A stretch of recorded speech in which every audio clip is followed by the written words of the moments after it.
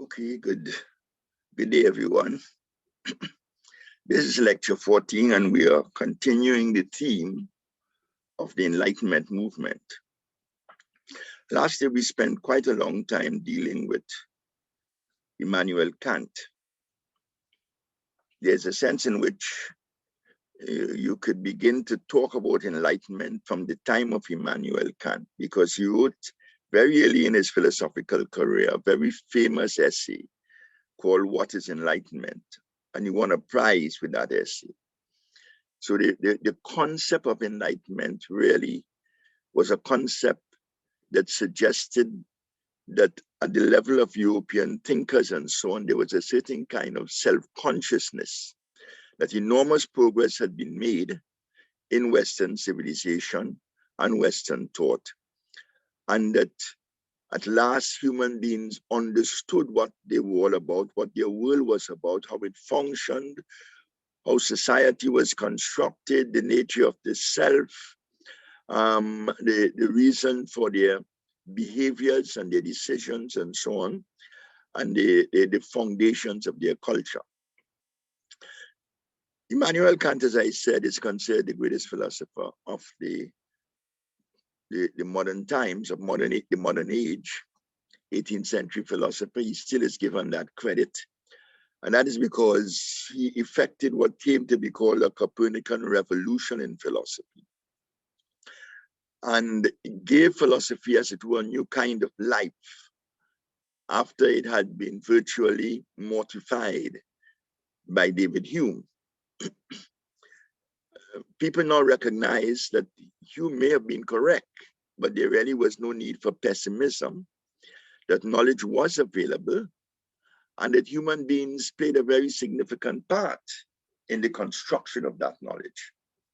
So it's really the birth of what came to be called constructivism, constructivist philosophy. And to a large extent, a number of modern philosophical theories and worldviews are essentially constructivistic. Today, I want to talk about two other philosophers who are extremely important. The first one, George Friedrich Hegel, is very interesting because of the way in which he responded to the Kantian hypotheses and the Kantian worldview. And the next is Karl Marx, who responded not directly to Immanuel Kant, but responded to the Hegelian system that Hegel himself had created. Now, whenever I talk about Hegel and in relation to Kant, I always like to go back to Spinoza or Leibniz in relation to Descartes, or Berkeley in relation to Locke. Right? Remember that when Berkeley came after Locke, Berkeley came with a very strange conclusion that ultimately the single consciousness behind it all is the consciousness of God, and that it is God's universal and infinite perception that ensures the reality of the external world, because to be is to be perceived. In the case of Spinoza, for example, Spinoza assumed that it is not just the single consciousness of the individual which provides a central foundation for knowledge, but it may well be a much larger, more absolute consciousness, which he called either God or nature, and that all of us may merely be aspects, dimensions, instantiations of that being. It's also a theme that is in a way repeated in Leibniz. But this is precisely what Hegel had done to Immanuel Kant. Immanuel Kant was talking about the critique of pure reason and the critique of practical reason. He was analyzing the rationality of the subject, of the human subject, the individual. And in a way was continuing that whole philosophy, right, of the subject, or philosophy of the individual that I made mention of before, and that continues to be a dominant theme in contemporary thought. What Hegel said was that what guarantee do we have that that individual that you're talking about is the ultimate? The individual may merely be, just as Leibniz or Kant or Berkeley would have said, sorry, just as Leibniz or Spinoza or Berkeley would have said, the individual may merely be an expression of a larger reality, a larger consciousness, an absolute consciousness. And Hegel came up with the theory, therefore, that ultimately what we have to examine is the nature and the development and the expression of that absolute consciousness of which we are merely a part. And so Hegel came up with this notion. He transformed Kant's transcendental idealism into a different kind of idealism, absolute idealism, or an absolutist idealism, speaking about the absolute of spirit as a major subject that needs to be examined, and the major subject that defines the reality of the cosmos in which we live. That ultimate reality, right, that absolute spirit, is externalized and objectified in the outer world, right? So when we look at the outer world, it is a reality, but it is only an objectification, right, or an externalization of the absolute spirit that serves as the foundation of ultimate reality. It's a very interesting notion. And that absolute spirit is identified with God. He's a philosopher. He's not going to use the term God. He uses the term absolute spirit. But he identifies it with God. Hey, we have to remember that many of these men went, in fact, Hegel also went to university to study philosophy and theology, like so many of his other peers. And so that he remained grounded in a very theological kind of worldview. But as a philosopher, refrained from using theological language and sought the more generalized language, the more rationalized language of idealistic philosophy. Hegel, therefore, concentrates on the absolute spirit, and he sees the absolute spirit as unfolding in human history. Now, most notions of God are very Parmenidean, and you remember what Parmenides said in ancient Greece. Parmenides said that being is being, and being never changes, and being remains as it is. And therefore, all notions of God, to a large extent, tended to adopt the position of Parmenides, in that while the world may be changing, and we see it in Plato also, while the world may be changing, the material outer external world may be changing, God does not change. It is a fundamental of Christian theological belief system. And so if God does not change and the external world changes, then the external world really is only a shadow of that true reality, which is God. But Hegel introduces a radically different notion, that God changes all the time. And there's a certain law whereby those changes must take place. He falls back on something that was earlier called the law of the three stages. But for Hegel, he introduces the term dialectic, that essentially, ultimately, the nature of absolute spirit is that absolute spirit changes dialectically. And that dialectic moves from what he calls the thesis, what is, if you wish, the thesis, to the antithesis, what is not, its exact opposite, its contradiction, and finally to the synthesis, which is a negation of both thesis and antithesis, which pulls together the essence of thesis and antithesis and serves as a new ground for the further development of spirit. So spirit is always developing to higher and higher forms. The absolute spirit is a spirit that is always emerging and developing to higher and higher forms. That nothing is static in the universe. And that development is a dialectical development. a development that moves from thesis to the negation of the thesis, or the antithesis to the negation of the negation. These are the terms that he actually uses: the negation of the negation, or the synthesis that ultimately ends that triadic process of development. This is a very interesting view, and one would, again, from a purely commonsensical position, perhaps be tempted to dismiss it as nonsense. But it is a view that became not only very popular, but served as a basis for new ideological systems that were developing. Hegel believed that this absolute spirit really constitutes what he calls the world soul. And he used the German term very often, is retained in English, the Weltgeist, Welt, W-E-L-T, Geist, G-E-I-S-T, the world soul. Now, clearly, there are intimations of Neoplatonism and the language of Plotinus, right? It's certainly, he revisits in a way the thought and the language of Plotinus. And well, Plotinus had talked about that world soul and the various manifestations and changes that take place in the world soul.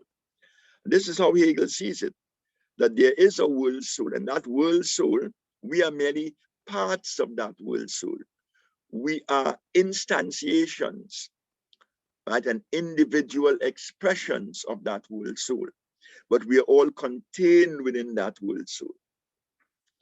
And the dialectic, we also experience that dialectic in our own personal developments. We experience that dialectic where we become, we change from one state to another, from one level to another, where we also are always growing and developing. We never remain static. Nothing in the world remains static, right? You can experience that triadic movement when you look throughout the natural world at the growth of vegetation, at the development of plant life as well as animal life.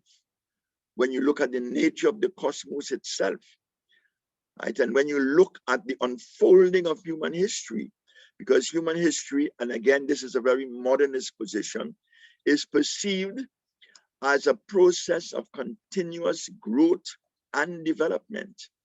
And if human history is a process of continuous growth and development, then clearly that is one of the supreme instances of the manifestation of the dialectic that governs the operations of absolute spirit.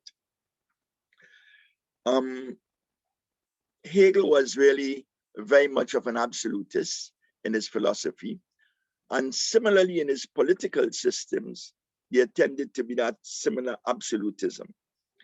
He believed in strong government. He believed that the nation state, right? He glorified the nation state, and he believed that Prussia at the time, not yet Germany, but Prussia at the time, was the supreme instance of that nation state, that expression of absolute spirit within the realm of the political sphere, right? He felt that the Prussian state really embodied that, and when you talk about the world soul, you're also in a way talking about Rousseau's general will. Remember that Rousseau had talked about the general will. Now, Rousseau hadn't seen the general will as having some kind of substantiality. The general will really was the collection of individuals and their interests and desires and goals and so on, all pointing in a singular direction. It was the voice of the people, the vox populi. But for Hegel, that general will now grew into the world soul, the white zeitgeist, the Weltgeist. He also used the term the time spirit, the spirit of the times. When you look at any civilization, you recognize that there are characteristics in that civilization which are unique to a particular historical moment. And therefore, there also is what is called the time spirit, the zeitgeist, Z-E-I-T-G-E-I-S-T. Zeit means time. So he talks about the zeitgeist as essentially embracing and embodying the soul of the people, the soul of a nation state. and the understanding of that zeitgeist, which is not a static entity, but which is an evolving, developing entity along the laws of the dialectic, is central to our understanding of historical change and historical movement. One of the important concepts that emerges in Hegel is also the concept of alienation. And that concept of alienation is important and becomes extremely important when we come to the next thinker, Karl Marx, because Karl Marx takes it and works with it and makes a whole new political ideology out of the concept of alienation. Now again, Hegel gets that concept of alienation from Christian theology. And one can go right back to the book of Romans, in which Paul gives a description of the self as essentially divided. What I want to do, I cannot do, and so on and so forth. When you look at St. Paul's writings, for example, St. Paul is talking about a continuous conflict or controversy between spirit and flesh. Right? He talks about the psyche, the spirit, and the soma, the flesh, in virtual war with each other. And it is from the flesh that all the sins and foibles of humanity derive. The spirit, on the other hand, reflects the spirit of God. It reflects the significance of law, the need for righteousness, the need for purity, and so on. But that conflict is taking place continuously in the individual. Now, Hegel takes that notion, and there's a notion that continues throughout Christian tradition. Remember how it was developed in Augustine, where Augustine posited the notion of original sin as inherent in us, and saw the creature as a creature of original sin, but saw the conflict as coming only when prevenient or irresistible grace came to the individual, confronted him, and created that sense of alienation from self. Hegel he despiritualizes the concept of alienation, and he sees alienation essentially as, first of all, rooted in human consciousness. When we look at our consciousness looks at the world as a world of objects, not fellow subjects. We even see other human beings as objects, right? So the mind itself objectifies the world. And in making the rest of the world object and not subject, and it ought to be subject, if we are all part of the world spirit, then we are all one. But that's not how our personal individualized consciousness operates. An individualized consciousness objectifies the world. It alienates the world from us. And the world is seen as purely external, and even other consciousnesses, other selves like ourselves, are objectified, right, and alienated within that particular worldview. So that's the root of the concept of alienation. But alienation continues to manifest itself, and he sees it very much in what he calls a master-slave relationship. And it's a curious relationship. The master-slave relationship is a relationship in which one pole of the dialectic becomes object, subject, and victim. Right? It is a being, right? The slave is a being who is used as an object. It's not regarded in Kantian terms as an end in himself, but is seen as a means to an end.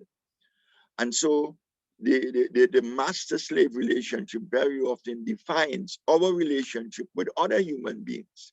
The individual is always concerned with achieving power. In all relationships, one wants to govern those relationships, to dictate, to determine the nature of, to set the pattern of, to determine the values by which that interaction operates. There's always that dialectic, that struggle between the self and others. And that defines to a large extent that master-slave dichotomy, that master-slave relationship. So the Hegelian system is a system which Hegel develops, and in terms of, it's an idealistic system. It's a system of absolutist idealism or absolute idealism, but it seeks to define very much the nature of human society. He sees, for example, certain historical figures as embodying the world spirit. He lived at the time of Napoleon, and in the early period of the Napoleonic Wars. Hegel was very much an admirer of Napoleon until Napoleon invaded Germany and invaded Prussia and began to subject all European peoples to French governance. But he saw Napoleon as the world spirit on horseback, embodying that world spirit. It was through Napoleon that the world spirit was now manifesting himself. And that is an important concept. You know, in the case of us here in Trinidad, for example, or in the days of our struggle for independence, we would have seen Eric Williams as embodying that time spirit or that world spirit, articulating the needs of the general will of the Trinidadian people, the will to be no longer a colony of Britain, but to be an independent and self-governing national community. So at a number of different levels, you know, one can see Hegel's concept of the world spirit and its embodiment in particular historical figures. One of the things that Hegel has done by seeing absolute spirit as not static, but developmental, as changing according to the laws of the dialectic, and in terms of that absolute spirit as embracing the totality of all being, manifesting itself in history. Hegel is a man who's really responsible to a large extent for giving us a sense of historical context, historical understanding, and historical change. It's a sense in which Hegel has taught us in the West to think historically. Now, most intellectuals and most scholars, when they're analyzing any particular system of ideas, any particular body of knowledge, they must look at it in terms of its historical development. It's never a static system. It always has an origin somewhere and takes different forms and shapes as time moves on. It's very, very characteristic in Christianity. When you study Christianity, which is the longest lasting institution in the world, 2,000 years old, you recognize that early Christianity is not the Christianity of the 20th century or the 21st century. It has undergone radical changes, and Hegel would define those changes in terms of the movement of the dialectic, right? So he has taught us to think historically, to see history in terms of the particular moment of the zeitgeist or the Weltgeist, the world spirit or the time spirit that exists at any particular moment. And as I said, the world spirit or the time spirit very often is an expression of the cultural mores of a people at any particular point in human history. So Hegel is extremely important, and Hegel had a very powerful influence on subsequent thought. And we'll see it in the case of the next thinker that we're dealing with, and that's Karl Marx. I think everybody would know the name Karl Marx. It's just one of the best known names in the world of philosophy. And Karl Marx continues to be still a very significant figure, even in contemporary history. Karl Marx, again, was German, although he spent a lot of his time in England. And he worked together with a guy called Engels, Friedrich Engels. Marx was a scholar and thinker, but he wasn't a very wealthy man. Engels' father was an industrialist, and Engels was able, therefore, to provide him with the wherewithal so that he could engage in thought, in writing, in analysis, and in scholarship. Marx became a great materialistic thinker. In fact, he's the father of dialectical materialism, and dialectical because he adopted the dialectic from the Hegelian system. What Marx did was that he took the Hegelian notion of the dialectic and he turned it on its head, explaining what Hegel would have talked about as the world spirit purely in physicalist, materialist terms. The world is essentially a world of physical reality, a world of matter, of material objects. But that world of material objects is a world that also has to be viewed historically. And Hegel was prepared, therefore, to define the human reality and human society in purely materialistic terms, but not as a static entity, but as a vibrant, changing, living entity, evolving and changing in accordance with the laws of the dialectic. And as you remember, as I said before, the dialectic moves from thesis to antithesis to synthesis. And this is how Marx saw all of human history. Now, Marx adopted his materialistic view from a predecessor called Ludwig Feuerbach. Feuerbach had responded to Hegel, but Feuerbach was also a materialist. And he wrote a very interesting book called The Essence of Christianity. The Essence of Christianity that he wrote really reduces religion to sociology. He's saying that religion is nothing more than sociology or anthropology. That essentially all the things that we say about God are essentially human features, human qualities that we absolutize and that we alienate from ourselves, and we extend them to the realm of the transcendent. So Feuerbach's book on the essence of Christianity really was a powerful statement of 19th century European materialism. So Marx adopted Feuerbach's materialistic system, the Hegelian dialectical system, and that is what served as a basis for his own particular view of history. Now, he wrote a very famous book called The Communist Manifesto. And in the Communist Manifesto, he was calling on the workers of the world to unite to throw off the bondage of capitalism.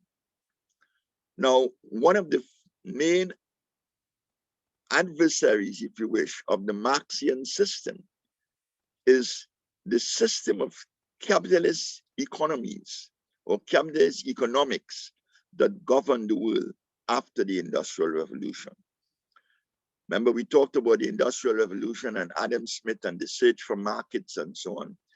And what we saw was that Britain became the most powerful country in the world, militarily, navally, technologically, and so on, and was seeking for markets all over the world. Profit became central, right, to the British system of things, making profit, enriching oneself. Capital became central in economics. And Marx was very disturbed about that because he saw the evil ends to which the profit motive can bring the individual. Marx believed that philosophy should not merely define the world, but that philosophers should seek to change the world, right? And he created a philosophy that was not just expected to explain how things are, but to change a system of things. It was a very pragmatic kind of philosophy. Marx believed that what the philosopher needs to do, right, is really to critique the system and point to alternatives and motivate people to seek the realization or the actualization of those alternatives. And so Marx says, men are wolves, but they are not wolves because they are born wolves. It is not a notion of the Christian notion of original sin, where we are all born in sin and shaped in iniquity. Marx believed that the fundamental material conditions within which we live is what has transformed people into being wolves, into being greedy, into being rapacious, into being exploitative in their relationships with others, in their subjugation of others.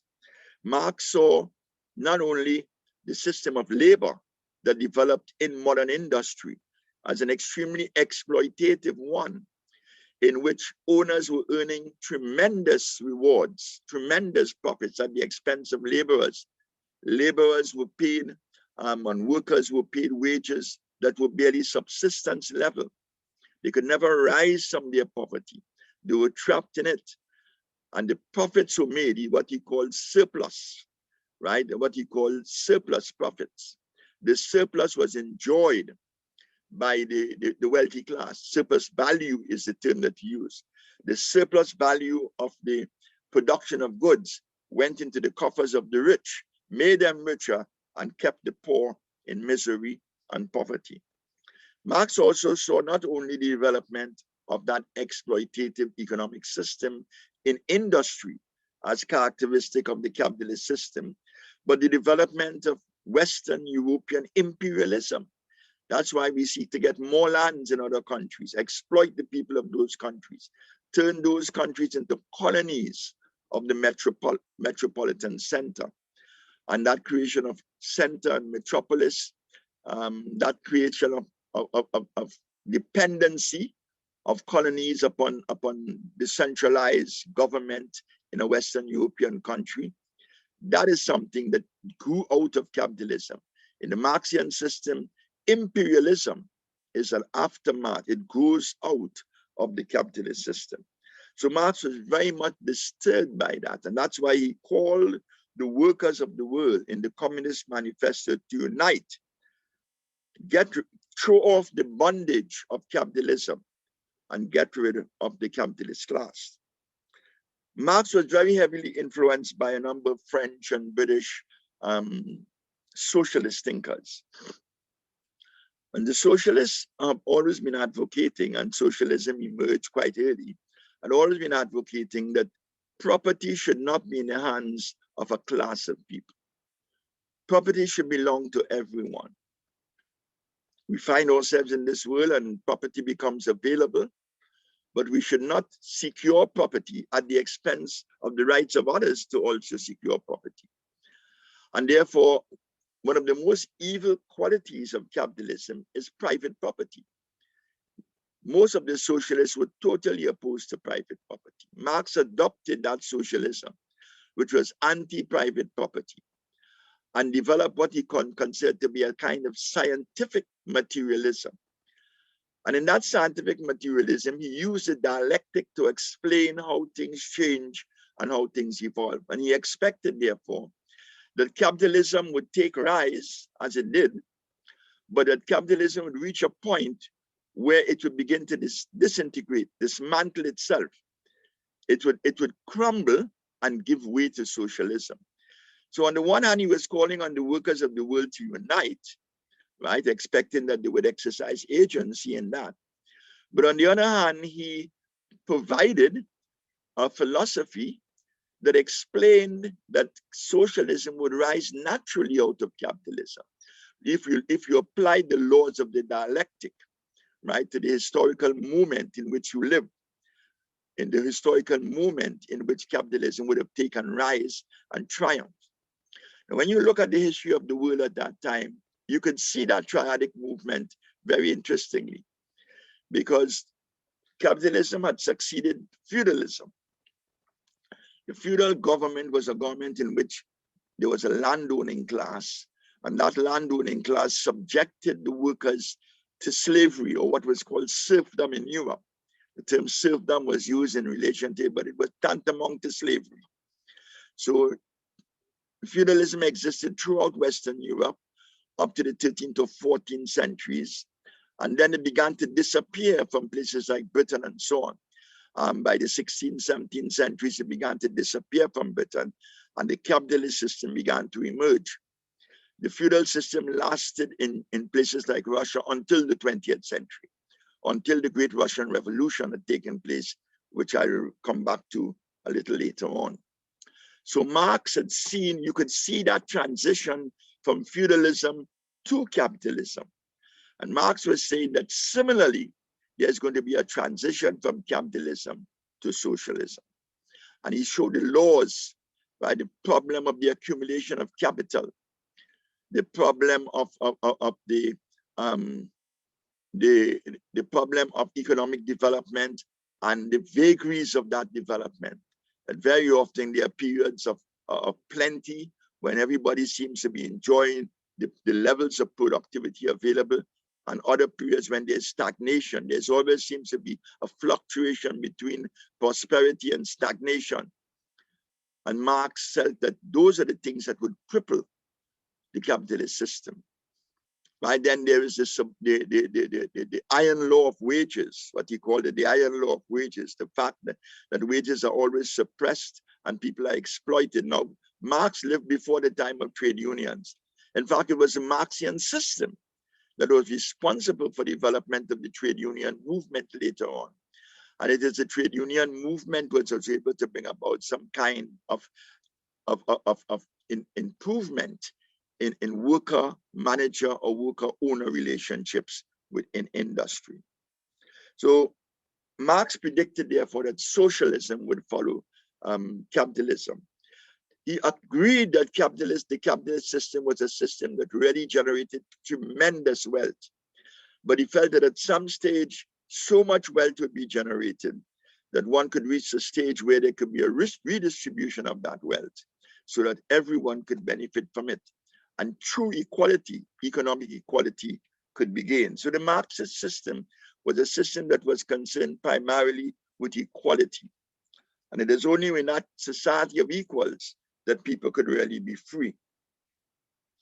Marx believed that ultimately, not only would capitalism disappear with the coming of socialism, but that politics would also disappear with the coming of socialism. He believed that the state was a very oppressive agency, and we can see it up to today.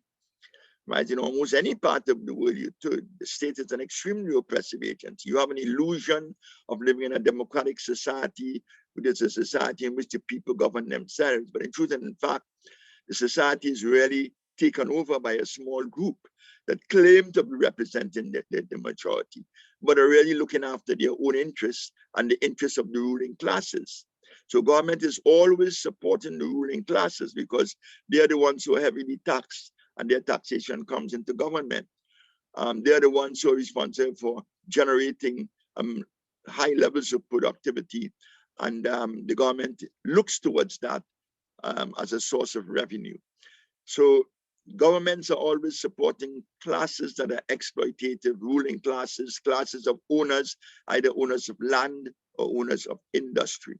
So he saw government as very oppressive, and he believed, therefore, that what one had to do was to get rid of government, get rid of those oppressive governments, those bourgeois governments. The term bourgeois was used, middle classes, and the middle classes in those days referred to the group of factory owners, very wealthy class, the nouveau riche, the factory owners, the people who were now the new owners of industry. The old rich would have been the landowners who lived as aristocrats on large plantations. The new rich were now the owners of factory living in these great towns like Manchester and so on in England, where you had a range of production plants that generated a high level of economic wealth through the production and sale of their goods. So the government always supports those classes, and he believed that we needed, first of all, to get rid of that government by getting a government of the people, and he called the people the proletariat. So the proletarians would now take control of the society. And when the proletarians take control of the society, then they would create a very rationalized society in which you would not really have any governance again. He talked about the withering away of the state. The state was an entity that clearly needed to come to an end. And Marx believed that it is only with the communist revolution, a uniting of the workers of the world, the establishment of proletarian governance, that ultimately the state would wither away. And all of those institutions and mechanisms of oppression would disappear from this society, that people could really become free. Marx believed that fundamental to change in a society was the change in the material forces of production. This is central to Marxian thought. What makes for historical change are changes in the forces of production. And you could have seen it very clearly in that Enlightenment period, when the new machines, new forces and changes in the material forces of production, new machines radically change the character of the society. So Marx always referred to the base, the economic base, right, as essentially crucial to the changes that take place at the level of culture, of education, of thought, of philosophy, and so on. So he introduced what is called that base superstructure dialectic, that the superstructure consists of all those other things in this society, which have nothing to do with economics. But economics deals with the material forces, production of goods, the invention of machines, the utilization of labor. So you have labor, and machinery and so on, developing the wealth of the country so that capital can be enhanced. And all those things like culture, right, and the sophisticated literature that may be produced and the art that may be produced merely reflect that underlying base in this society. This is central to the Marxian concept. And what Marx did was that he made economics central to human being, human existence. And there's a sense in which he was really taking a cue from a statement that Christ had made. Remember when Christ met the rich young ruler, and the rich young ruler said, "What must I do to follow you?" And Christ told him, "Change the economic base, and then you can come and follow me." Right? What Christ said was, take what you have and sell it and give it to the poor. That is changing the economic base. And having done that, then we can look at the superstructure, right? Our relationships and the quality of life and the whole question of accepting the role of discipleship and so on. So there's a sense in which Christ, in the story of the rich young ruler, also recognized the centrality of the economic base, and that unless you alter that economic base, you're not going to change human relationships or human culture or human personality. So Marx has taught us, therefore, to think in economistic terms. We think economistically now, right? And remember that Hegel taught us to think historically. Marx has taught us to think economistically. And economics has become central in so many aspects of human being, in finance, in areas of law. Economics has become central in governance, right? It's no longer are the dominant people in government lawyers. In the old days, it was lawyers who knew how to legislate law. Now, lawyers are still there, they're still prominent, but they must work with the economists, the people who explain how wealth is generated and how finances are preserved and how you distribute goods in a society. Those are aspects of the new economics, and Marx made a tremendous contribution to that new economics. In fact, we've had a number of great economists, starting from Adam Smith and coming right down to the present time. But the greatest of all really happens to be Karl Marx. And I've always theorized that it is a Marxist system and the Marxist philosophy that in a way saved capitalism, because the capitalism was really coming to an end. In fact, the depression of the 1930s, for example, the depression of the 1930s in Western Europe and North America showed that the Marxian prophecies were being fulfilled. And it is only because Marx pointed out the weaknesses in capitalism that capitalism was able to strengthen those weaknesses. In the 1930s, an Englishman called John Maynard Keynes came up with theories, right? Economic theories that rescued capitalism, but allowed it some measure of survival. To a large extent, however, capitalism is maintained and pursued through the militaristic might of North American government and North American society. So Marx has taught us to think economistically. And finally, Marx created a system, dialectical materialism, that still continues to survive with us. There's still Marxists among us, and still continue to play a very important part in Western history, and in fact in global history thereafter. One of the outcomes of Marx, the Marxian system, was the Russian Revolution. Russia was a place ruled by the Tsars. People lived in abject poverty. Feudalism was still existent in Russia. They entered the war, the First World War, and they collapsed. Russia virtually collapsed during the First World War. And the Russian Revolution took place in 1917 under people like Lenin and Trotsky and so on. And what those Marxists, Bolsheviks as they were called, did was that they did not introduce a capitalist economy for Russia, but they radically introduced, not following the Marxian dialectic, but they skipped stages in that dialectic and introduced socialism in Russia. And Russia remained a socialist country for a very long time, up to 1989.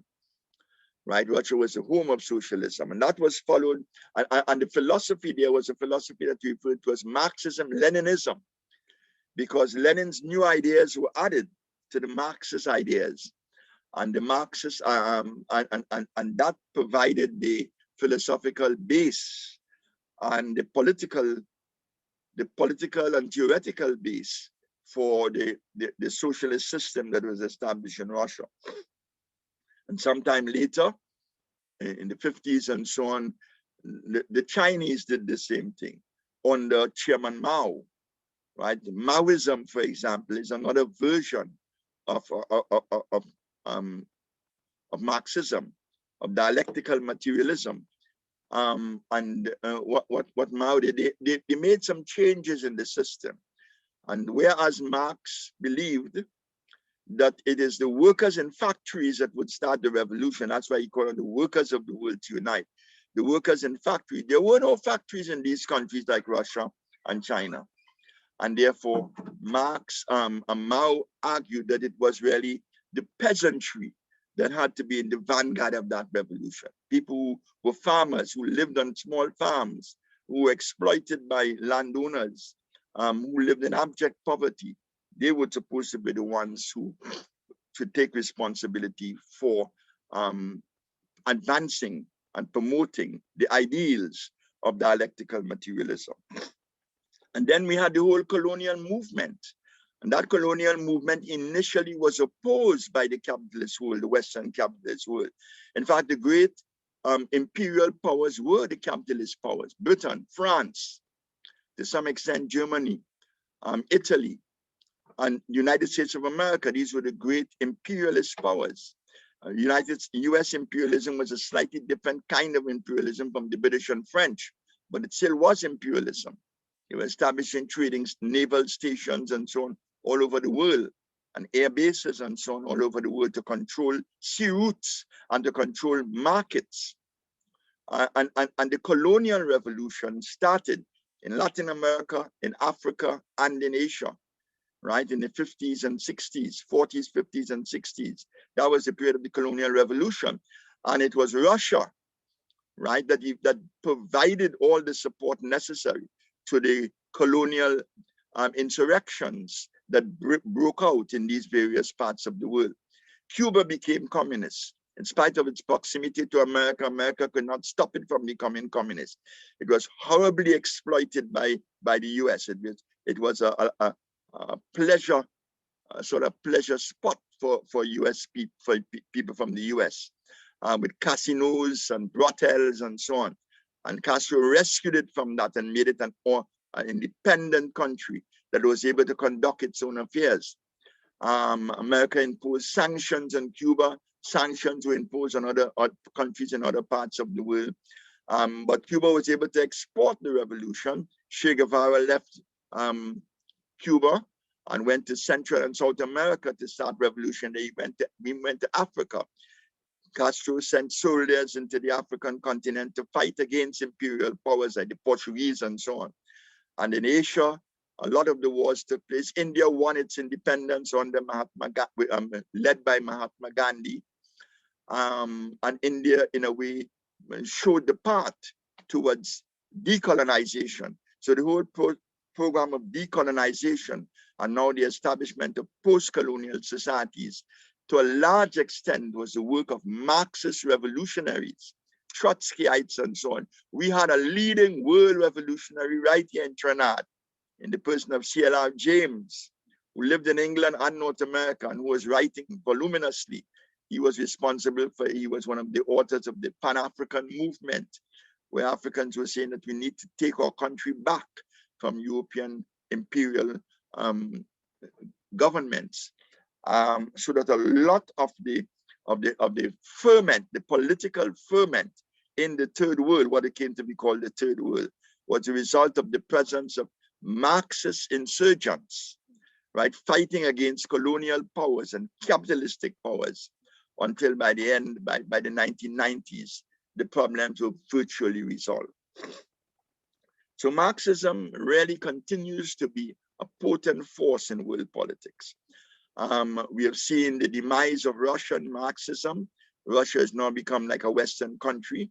But what we are seeing is that a very interesting development has taken place in China, where China has not abandoned Marxist proposals and centralized government and so on, and the ownership of the forces of production, but also has married it to the best in the capitalist system. And now the Chinese economy is an economy that is virtually performing miracles, right? The rate of economic development, the extent to which people are lifted out of poverty and so on, is something that Marx welcomed, Marx spoke about. And perhaps China is in a way projecting a kind of economic and political ideal that many third world countries will eventually adopt. So this brings me to the end of that session. And these are the early Enlightenment thinkers, all of them ideologists, right, or ideologues developing an idea. This is the age of ideology. Marxism is an ideology. Marx himself condemned ideology, and perhaps we'll come to that at some later stage. But Marxism is an ideology. An ideology is a movement of thought which is intended to have political implications. See, a lot of thinking may not have any political implications. Whether the will is absolute spirit or the will is pure matter doesn't have political implications. But Marxism is a philosophy that explains the nature of reality, but prompts human beings to adopt a certain kind of relationship to that reality. It prompts human beings to improve and enhance the living conditions under which they live. And so the Marxist ideology has become, to a large extent, one of the dominant ideologies of the 20th and now the 21st century.